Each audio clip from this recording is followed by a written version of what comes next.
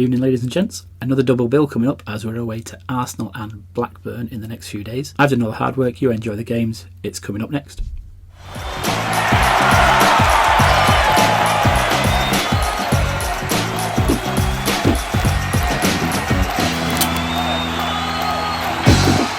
Okay, so the Emirates. Most of us will be using public transport to get closer to the stadium, even if we are driving in. The Underground's by far the easiest way to go, and for those using that, it's worth noting Holloway Road, nearest tube station to the Emirates, it's actually closed on match days. That one's on the Piccadilly line, but so is Finsbury Park and Arsenal Station, and you can use both of those, and you should be able to get there directly from King's Cross. If you've come into another park and ride and you find yourself on the Victoria line, you can get off at Highbury and Islington, which is also handy for the ground. Those three will leave you between 10 and 20 minute walk depending on which one. For pubs for that one, think Super Park is your what three words that will get you outside the Dolphin pub, which is the base for the London branch of the supporters club, and it's literally just around the corner. It's 2 minutes walk from King's Cross Station. They're always really well set up whenever we visit. Everyone takes over the street outside. They always have plenty of staff on, and they're used to serving crowds quickly and well. Closer to the ground, it's very limited, but you might be lucky in either the Blackstock or the 12 pins. First one is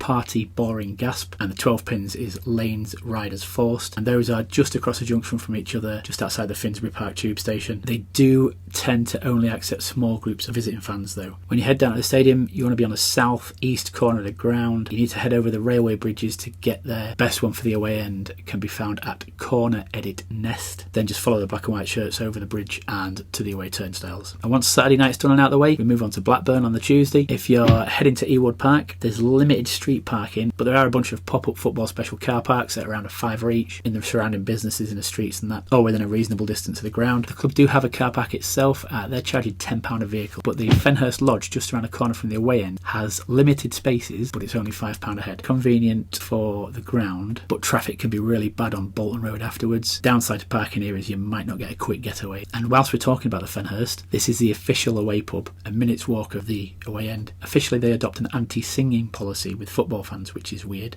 but as I recall a few years ago during our championship campaign, those anti-chant requests fell on deaf ears. But that having been said, it's also a hotel, and it's probably the best place to stay if you are going to be staying over, if you can get in there because of its proximity to the stadium. Parking, it's attached to the away pub, everything else, it just works. It'll set you back about £70 to £80 for the night, and you can find all of this at Half Crest Washed, but it does get very busy. Further afield you'll find the Golden Cup. It's just off the M65, Bravo Bravo 30 Alpha Juliet, or Casual Drop Trials for your what three words. This does get really busy as well. It's a much more lively atmosphere. These lot don't mind you singing, but it is a 20-minute walk to the stadium from there, and it's not a massive hill, but it's an uphill incline all the way. For those coming in on train, there's a Spoons in the town called the Postal Order, which you'll find on Darwin Street at Bravo Bravo 2 Bravo Yankee, or Rewarding Slap Sudden. There is a closer train station to the stadium. It's called Mill Hill. You get there from Blackburn, and it takes a few minutes on the train, and then it's a 15-minute walk to the ground from there. And if you're getting into the area early, they do host a fan zone outside the away end. It's open to both sets of supporters, and it's not bad for what it is. They've got food and drink, and it's definitely better than the excuse Leeds put on for a fan zone. You'll find the away end and that fan zone at Dangerously Nasal Adults. That's it from me. Here's hoping we're sitting here in the quarterfinals this time next week, and we've avoided a replay. Cheers.